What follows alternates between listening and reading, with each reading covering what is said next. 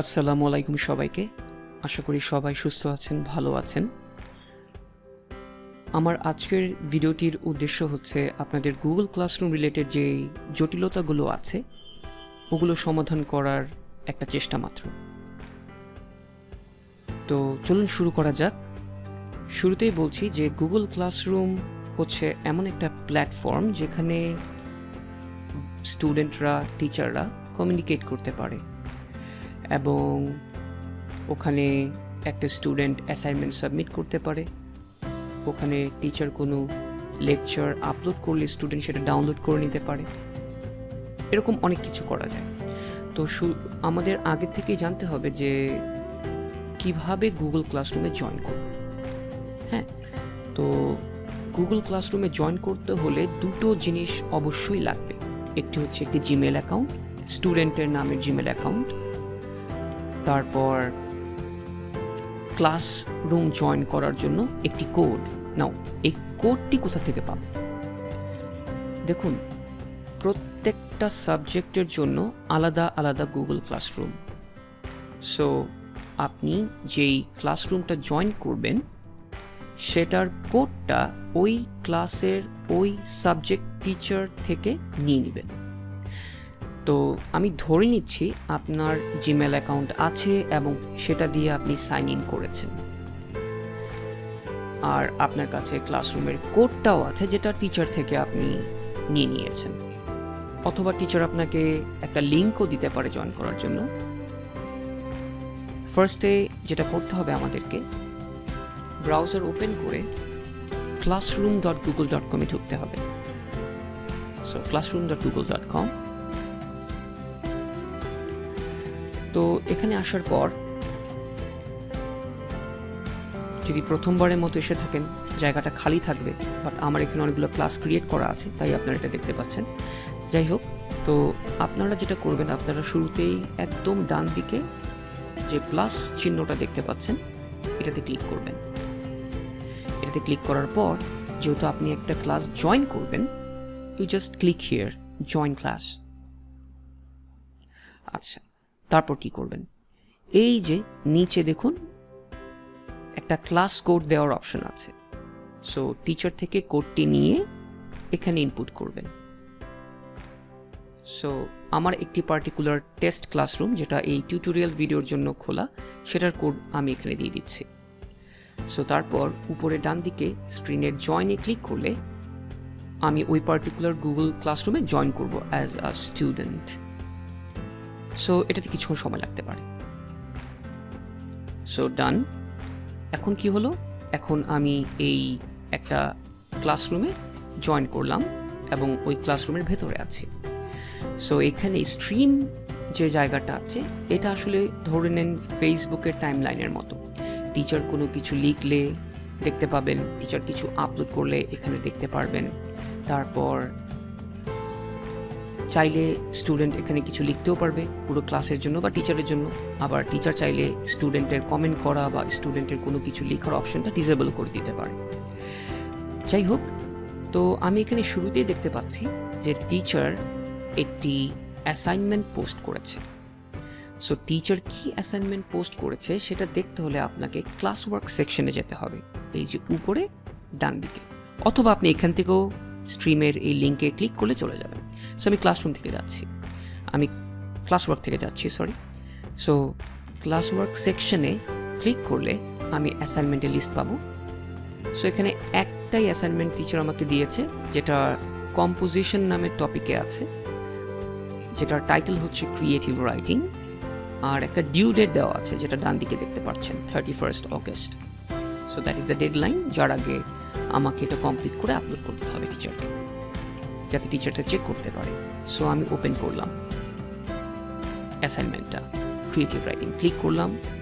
So দেখতে পাচ্ছি যে এখানে একটা ইনস্ট্রাকশন দেওয়া আছে নিচে, write a short travel story.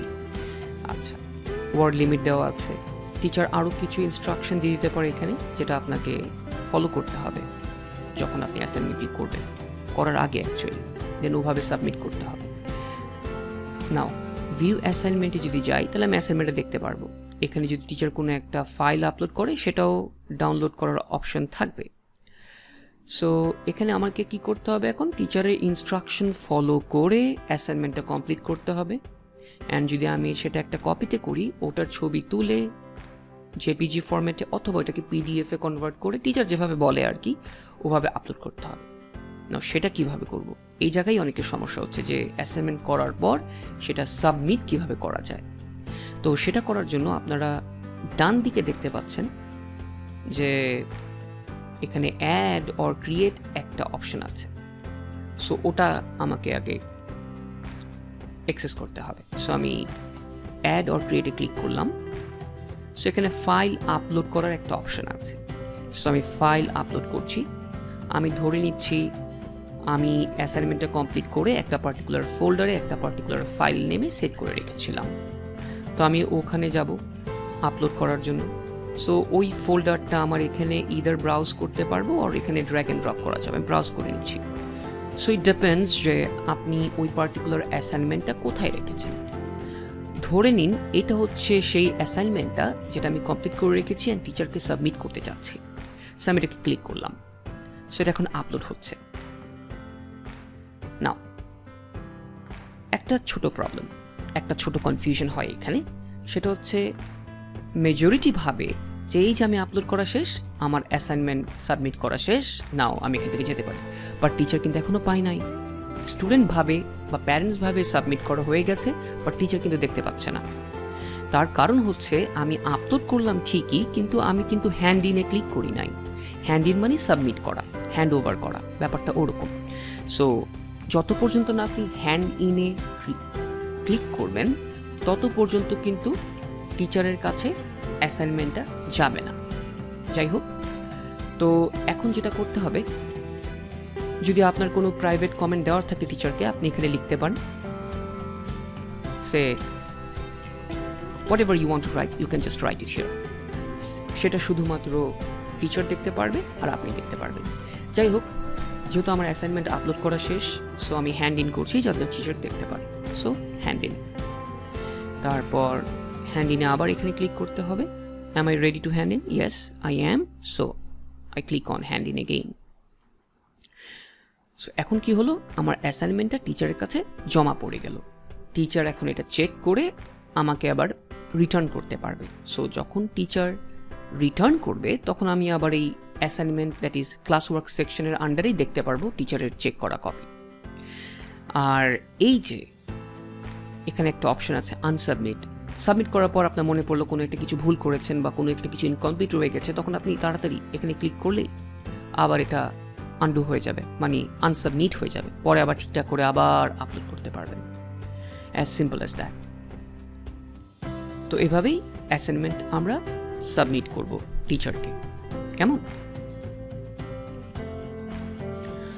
আরেকটা কথা বলার ছিল, একটা টিচার যখন অ্যাসাইনমেন্ট অ্যাসাইন করবে, যখন কোনো কিছু কমেন্ট করবে, কোনো কিছু পোস্ট করবে, সব কিছুর নোটিফিকেশন আপনি এই আপনার জিমেল অ্যাকাউন্টের ইমেইলে পাবেন।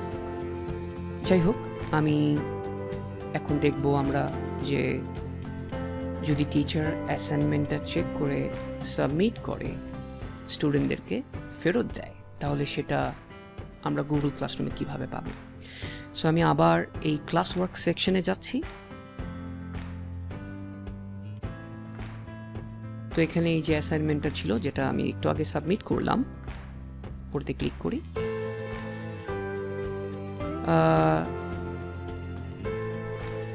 অ্যাসাইনমেন্টটা ওপেন করব।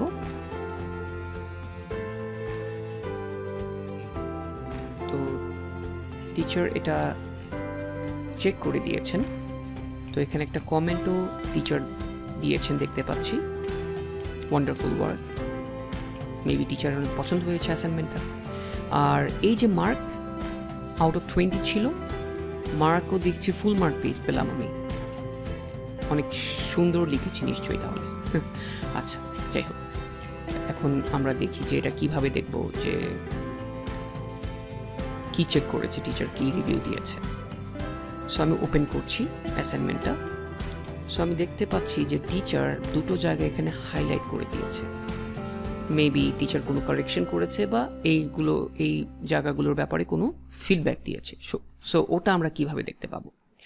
তো ওটা দেখতে টিচার কি কমেন্ট করেছে হাইলাইটেড পোর্শনের উপর, ওটা দেখতে হলে আপনাকে এই ফাইলটা নতুন একটা উইন্ডোতে ওপেন করতে হবে। সো উপরে এই ডট ডট ডটে ক্লিক করলে এই যে ওপেন ইন নিউ উইন্ডো আসবে, ওটাতে যাচ্ছি, নতুন করে ফাইলটা আবার ডাউনলোড হবে। এইখানে ওপেন ইন এ নিউ উইন্ডোতে গেলে পরে এই যে হাইলাইটেড এরিয়াতে কি কি লেখা ছিল ওটা পাওয়া যাবে। যেমন এখানে লেখা ছিল বয়লিং পয়েন্টে লেখা ছিল boiling point of water is 100 degree Celsius. So teacher এখানে একটা কমেন্ট করেছে, আবার টিচার এইখানে আরেকটা কমেন্ট করেছে চেঞ্জ অফ স্টেট। সো এগুলোর ব্যাপারে আপনার কিছু বলার থাকলে আপনি এখানে রিপ্লাইয়ে লিখতেও পারবেন, দেন টিচার ওটা আবার পড়তে পারবে what you had to say about that. So এই তো, আশা করি আপনাদের বিভিন্ন ধরনের যে সমস্যাগুলো হচ্ছিল গুগল ক্লাসরুম ইউজ করতে ওগুলো কিছুটা হলেও সলভ হয়েছে। আর ফার্দার কোনো সমস্যা থাকলে feel free to ask to the particular class teacher. Okay, তাহলে আজকে এখানে এই ভিডিওটা শেষ করি আমরা। ভালো থাকুন, সুস্থ থাকুন, আল্লাহ হাফেজ।